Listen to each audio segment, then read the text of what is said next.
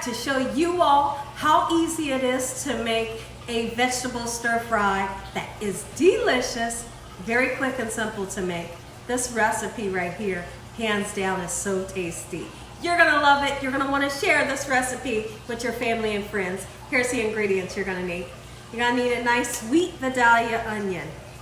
You will need zucchini, yellow squash, mushrooms, any kind of mushrooms you love. You're gonna need some black pepper, salt, and teriyaki seasoning. This can be used as a marinade and or a seasoning. Make sure your hands are clean. Let's get started with this fun recipe, Gina Young style. So the inspiration for making this beautiful stir-fry medley, it comes from hibachi, really it does. I don't know about you all, and if you've ever tasted hibachi. Hibachi has, you can get like your steak, your shrimp, your chicken that's grilled of course, and then you're gonna get these beautiful stir-fried veggies, which normally consist of your zucchini, your yellow squash, your onion, and somewhat of a teriyaki sauce, or a sauce that they like to put together. I turned around and I made it and I said, this right here is the best thing. You're gonna want to try this recipe. Here's how it's done. So we're gonna go ahead with our zucchini and we wanna cut the ends off just like so in this manner. I hope y'all are having a great day today. Let me know if you've ever tasted hibachi stir-fried veggies. They are the best, but what I do have to say about them is you may go there and your veggies might not be as soft as you want them. So what's great about when you make them at home, you can make them as soft as you want, or you can keep them as crunchy as you want, right? Like I said, more than anything, I love the flavor, but sometimes they're a little too crunchy for my liking. Okay, so now what we're gonna do, you have the choice of cutting them however you would like. Okay, so you can cut them in such a manner, like this if you like, okay? Or you can do a number like this and chop those babies down just like so. If I haven't said, I hope you all are having a great day today. I do. I feel like I already said it, but there's nothing wrong with saying it 2 times. What I love about the summertime is all of the beautiful fresh veggies that you're able to pick up in your local market, and they're fresh as picking them at their peak. Does that make any sense? I tell you what, we're gonna make it make sense today, right? All right, listen here. I really don't suggest getting these out the freezer. They are readily available in the freezer section, but I suggest getting them nice and fresh so they taste its best.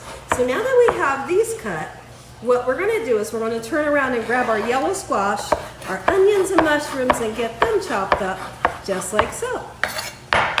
Let's slice down into our yellow squash. Look at that, my goodness. There's nothing in this world like yellow squash. It is so buttery.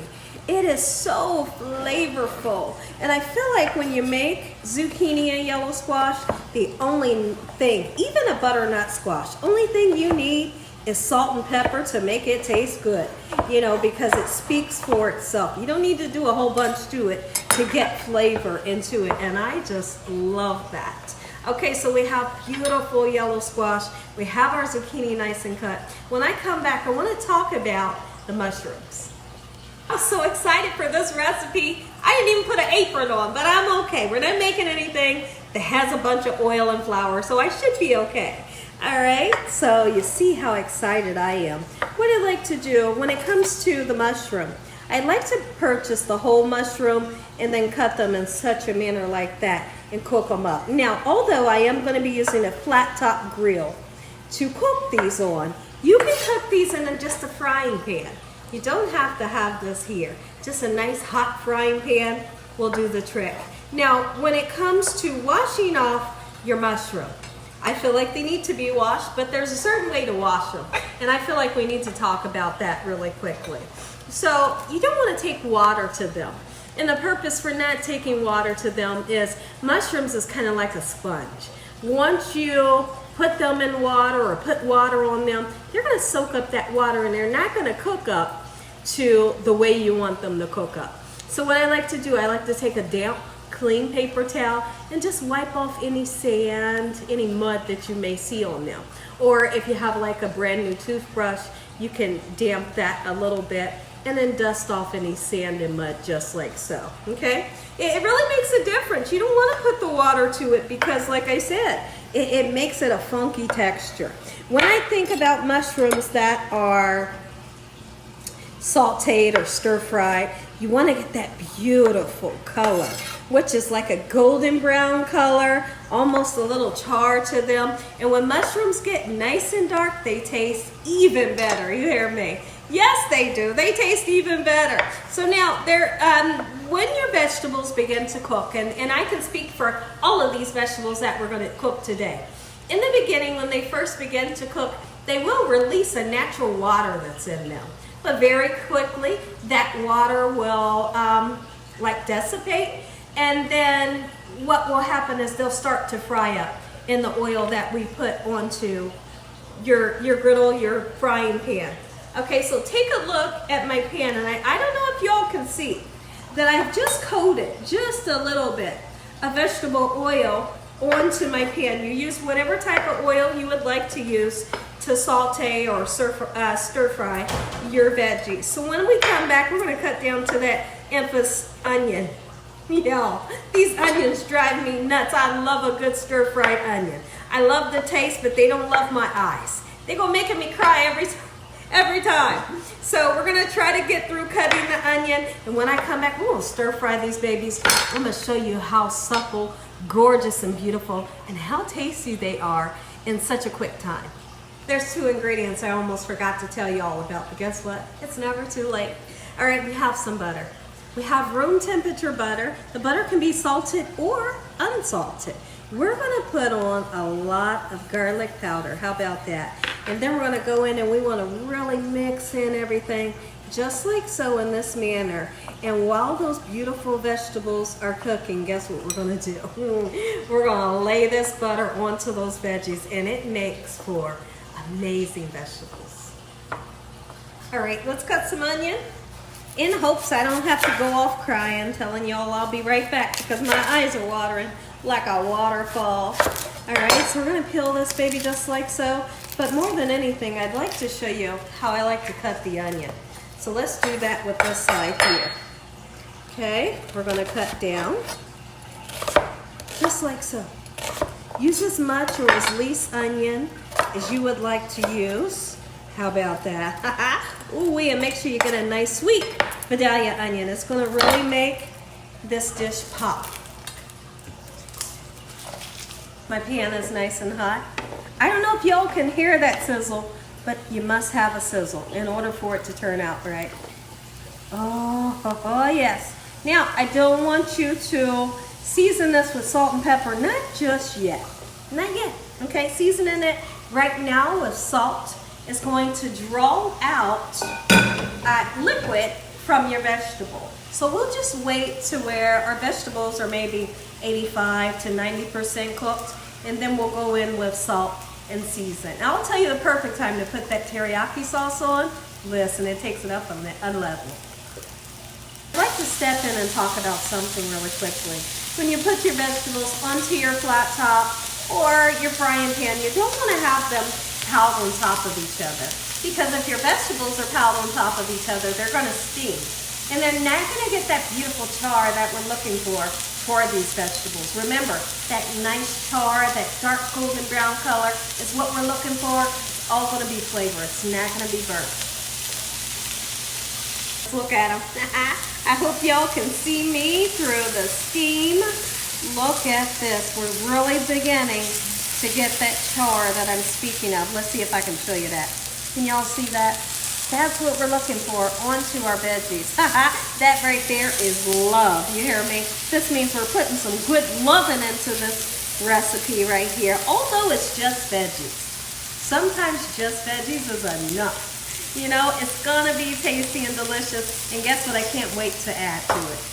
That garlic butter is really gonna set it off. Look at this one. Ooh, let me see if I can get that mushroom for you. Hold on. Can y'all see that? I know you can see it. Ooh, wait. Oh, yes. Ooh, he is right. All right. So now, once this gets a little bit darker onto both sides, then we're going to add our butter. And then we're gonna salt and pepper. And then at the last minute, as a finishing touch, we're gonna put in your desired amount of the teriyaki sauce. Oh, getting fancy now. Oh, she's fancy, All right, so now let's put your desired amount of pepper, all depending on how much your loved ones like the pepper. And you don't have to use a lot of salt, just using a little bit is just fine. And then if you want to, just let your loved ones put their desired amount of salt on it, so to speak, okay? Beautiful. And now that butter is going to begin to melt and release this gorgeous garlic flavor onto these veggies. And listen here, get prepared. Get your socks knocked off tonight when you make this recipe. Look how I'm spreading the butter. I'm spreading the butter love. Use too much teriyaki sauce. Don't use too much. You only need a little bit, okay? All this is all flavorful already. But if you want it to taste like hibachi, you're going to use some teriyaki sauce. You see that we use just a little bit. And believe it or not, that teriyaki sauce has like some sugar in it. It will help to caramelize your veggies. But here in about 5 minutes, I say these veggies is done. Oh, listen here. If you all enjoyed this video, give me a thumbs up. If you haven't subscribed, make sure you subscribe. Tell your family and friends and everyone you know, tell the whole world about Gina, what I'm doing in this kitchen on a daily basis. When I come back, we're gonna say a prayer. You get that first bite. Somebody tell me you don't want this right here as your side dish for your next meal. Now's the perfect time to pray, excuse me. Heavenly Father, once again, we come to you in praise and we thank you, Jesus, for your mercy, your love, time, and your understanding. Please, Lord, forgive us for our sins in the name of Jesus. Thank you for the roof over our head, the food, the love, the peace, and the joy you bring us every day. Amen. Amen. Once again to my beautiful prayer. Come look at it. Come and look at it. Come and get it. Come and look at the mushroom. Get back on there. Look at how gorgeous, how beautiful, and it's healthy. You have to be kidding me. And I tell you what, more than anything, it tastes good. Amen. Once again to my beautiful prayer. I'm not going to give you all a bite. I'm just going to give you the whole tray. There you go. God bless each and every one of you all. Thank you for watching. Good night.